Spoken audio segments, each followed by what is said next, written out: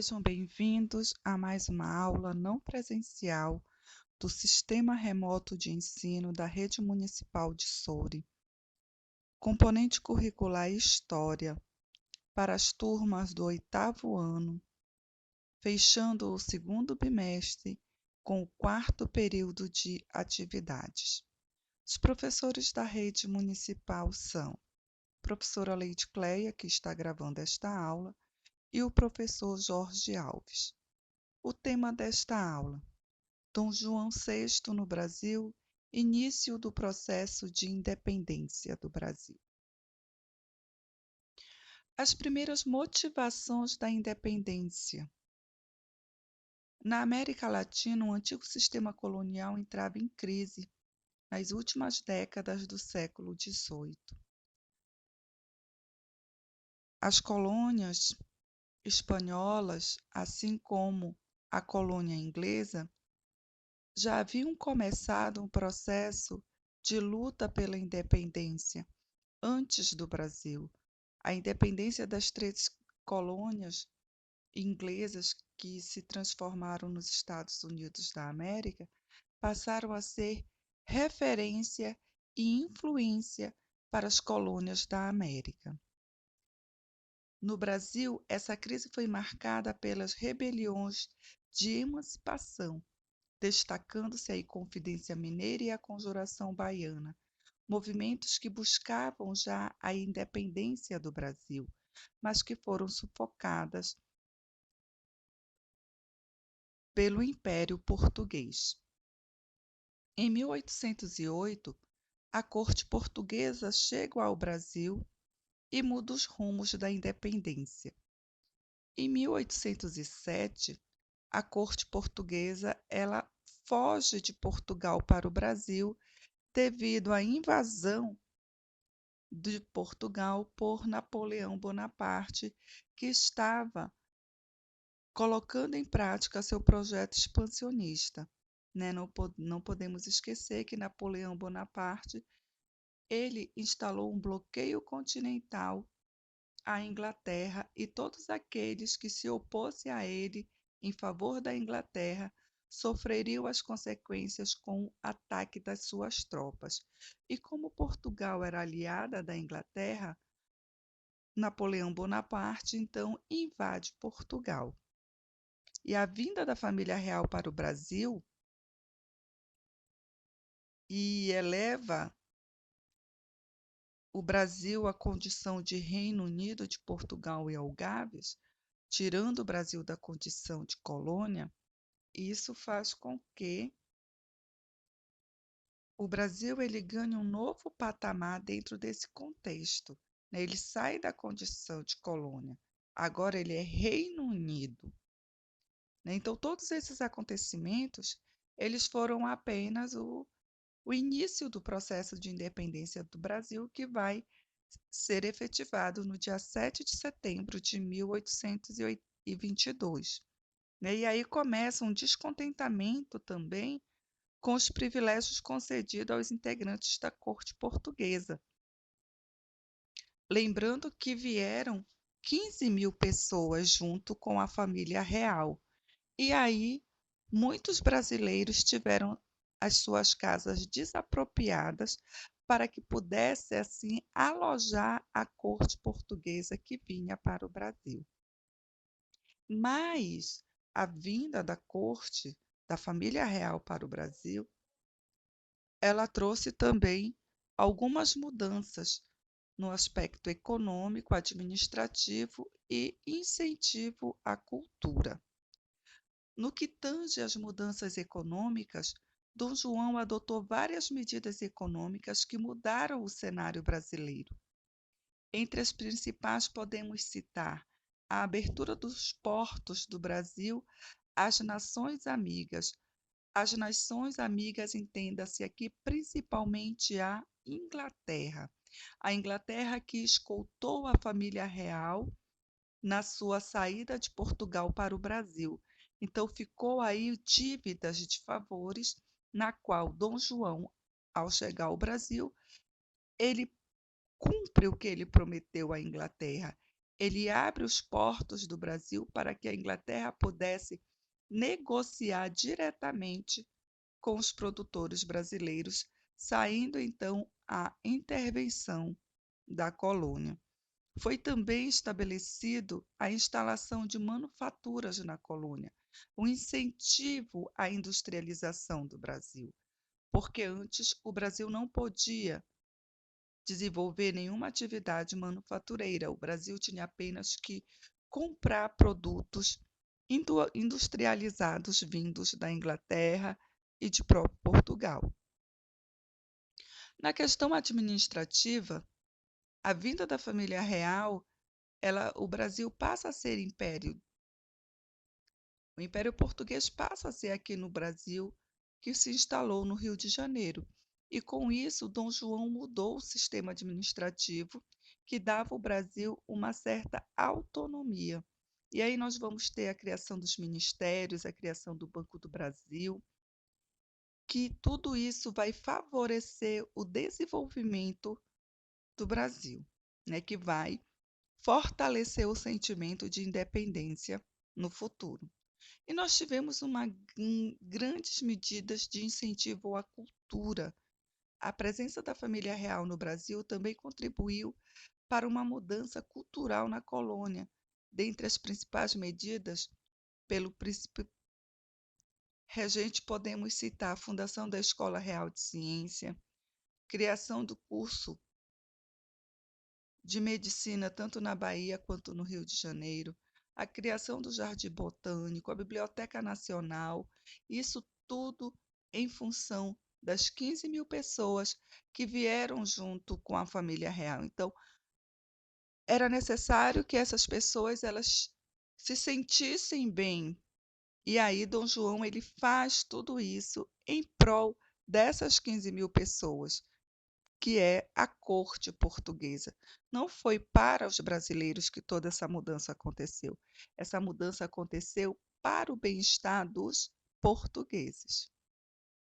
Nós temos duas revoluções que são de suma importância para o processo de dependência no Brasil. A Revolução Pernambucana, que aconteceu em 1817 aqui no Brasil, e a Revolução Liberal do Porto, que aconteceu em 1820 em Portugal. A Revolução Pernambucana. A partir de 1808, aumenta o número de portugueses na colônia. Esses se beneficiavam de regalias que os homens da terra não tinham. Os comerciantes portugueses controlavam as atividades de importação e exportação, gerando o endividamento e dependência dos grandes proprietários. Pernambuco, um dos maiores centros da produção açucareira do Nordeste brasileiro, estava atravessando uma grave crise econômica em razão do declínio das exportações do açúcar e do algodão. Além disso, uma grande seca assolou o Nordeste entre 1815 e 1816, destruindo a agricultura e provocando fome e miséria. A insatisfação popular aumenta ainda mais diante dos pesados tributos e impostos cobrados por Dom João VI. Então, havia uma insatisfação por parte dos nordestinos com a administração de Dom João.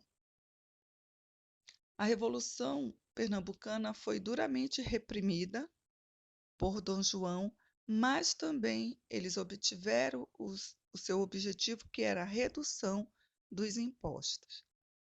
A Revolução Liberal do Porto, ocorrida em Portugal em 1820, ela vai afetar diretamente, vai influenciar diretamente para a independência do Brasil.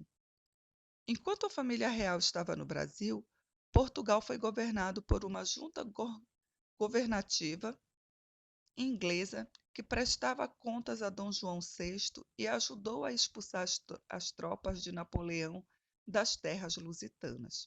Em Portugal, o povo não estava nada satisfeito com tudo isso e passou a exigir o retorno do rei que estava no Brasil. Assim, em 1820 ocorreu a chamada Revolução Liberal do Porto, uma revolta que era contra o absolutismo do rei e pedia a volta das limitações coloniais do Brasil.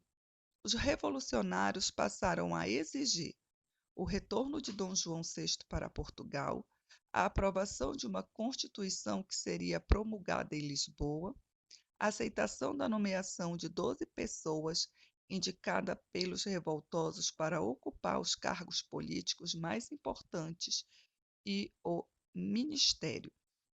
Através dessa exigência imposta pelas cortes portuguesas, Dom João ele acata esse pedido e retorna para Portugal, e deixando seu filho, Dom Pedro, como príncipe regente do Brasil. Mas as cortes portuguesas elas não queriam apenas o retorno de Dom João. As cortes portuguesas exigiu também o retorno de Dom Pedro I e que o Brasil voltasse à condição de colônia. Lembre-se que agora o Brasil ele tinha sido elevado à categoria de Reino Unido e também havia a abertura dos portos a nações amigas. Se o Brasil volta à condição de colônia, esse direito de negociação com as nações amigas também seria posto em terra, também seria revogado, e os portugueses retornariam a ter o domínio das relações comerciais no Brasil. Só que essa exigência não agradava à elite brasileira. Então foram várias as resistências contra as ordens estabelecidas pelas cortes portuguesas. E Dom Pedro I permanece no Brasil, indo apenas Dom João, e Brasil continua como Reino Unido a Portugal. Com a ida de Dom João, o retorno de Dom João para Portugal, aqui no Brasil nós vamos ter os três partidos políticos, os portugueses, os brasileiros e os radicais. Os portugueses eles defendiam o retorno do monopólio colonial, ou seja, eles defendiam que o Brasil deveria voltar à condição de colônia. Já os brasileiros defendiam o quê? A independência, a criação de um novo país dominado pelos grandes proprietários e pelas elites fluminenses. Já os radicais eram favoráveis à independência e também sob a influência das ideias liberais. Alguns radicais reivindicavam uma república com sufrágio universal e a abolição da escravatura. Os radicais eles queriam a independência do Brasil e logo após também proclamar a república no Brasil e também estabelecer a abolição dos escravos. Mas não foi isso que aconteceu, né? A independência do Brasil ela vai acontecer, mas o Brasil vai continuar sendo um sistema monárquico e escravocrata. As cortes de Lisboa exigiam o retorno imediato de Dom Pedro e a volta do Brasil ao estado de colônia. Porém, Dom Pedro vai recusar. Dom Pedro vai se colocar contra este pedido da sua pátria-mãe. E aí, esse ato de Dom Pedro fica conhecido como o Dia do Fico. As forças do Brasil, do Partido Brasileiro, liderados por homens como José Bonifácio e outros membros da elite do Brasil, iniciam um movimento para convencer Dom Pedro a ficar. Então, no dia 9 de janeiro de 1822, Dom Pedro recebe uma carta das Cortes de Lisboa que exigia seu retorno para Portugal.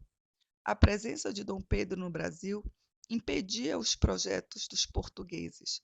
As pessoas que adotavam e apoiavam o Partido Brasileiro organizaram um manifesto pedindo ao príncipe que ficasse no Brasil. Assim, Dom Pedro respondeu negativamente aos chamados de Portugal e proferiu: como é para o bem de todos e a felicidade geral da nação, digo ao povo que fico. E a partir desta frase ficou estabelecido o 9 de janeiro de 1822 como o dia do fico, dia em que Dom Pedro ele diz não a Portugal. Eu não irei retornar a Portugal. Eu ficarei no Brasil, lutarei pelo Brasil. E a partir dessa atitude, o Partido Brasileiro vai ter a sua primeira vitória contra as cortes portuguesas. O dia do Fico, ele é um dia memorável porque é a primeira vitória do Partido Brasileiro frente às cortes portuguesas.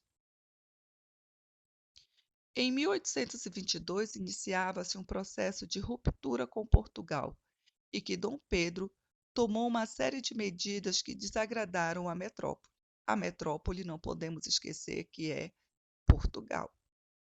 Determinou que nenhuma lei de Portugal seria colocada em vigor no Brasil sem o cumpra-se, ou seja, sem a sua aprovação. O Brasil ele ainda estava subordinado às leis de Portugal, à Constituição de Portugal. Então, por isso, as leis que regiam o Brasil eram leis feitas em Portugal, mas a partir do cumpra-se, a lei só seria colocada em prática no Brasil se tivesse o aval, a aprovação de Dom Pedro. Em maio, o príncipe foi aclamado defensor perpétuo do Brasil. Em agosto, assinou um decreto declarando que as tropas portuguesas que desembarcassem no Brasil seriam consideradas inimigas. Dom Pedro faz uma breve viagem a Minas Gerais e a São Paulo para acalmar setores da sociedade que estavam preocupados com os tumultos com os últimos acontecimentos. No percurso, recebeu uma nova carta de Portugal que anulava todas as suas medidas e exigia sua volta imediata para Portugal. É nesse momento que nós vamos ter a figura de Maria Leopoldina, a princesa, esposa de Dom Pedro, e na ausência de Dom Pedro, a Maria Leopoldina, a princesa regente, no dia 2 de setembro de 1822, ela reúne com a elite brasileira, com o Partido Brasileiro, e convence-os a assinar um decreto do qual o Brasil passaria a ser independente de Portugal. Então, Maria Leopoldina, no dia 2 de setembro de 1822, assina o decreto de independência, declarando o Brasil separado de Portugal. Então, a independência do Brasil, ela foi feita nesse momento, com a assinatura da Maria Leopoldina. É ela quem dá o passo final, a decisão para a independência do Brasil. O Dom Pedro apenas vai dar voz a esse decreto assinado por Maria Leopoldina no dia 7 de setembro de 1822, quando um emissário entrega a ele esse documento do qual Maria Leopoldina já havia assinado o decreto de independência do Brasil. Então, é nesse momento, às margens do rio Ipiranga, que Dom Pedro vai dar voz à independência do Brasil.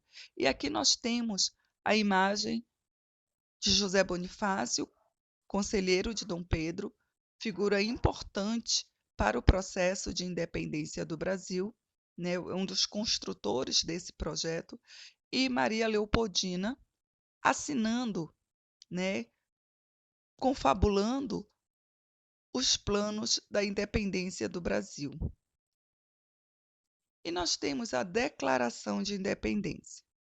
Em 7 de setembro, ao voltar de Santos, parado às margens do riacho Ipiranga, Dom Pedro recebeu uma carta com ordens de seu pai para que voltasse para Portugal, submetendo-se ao rei e às cortes.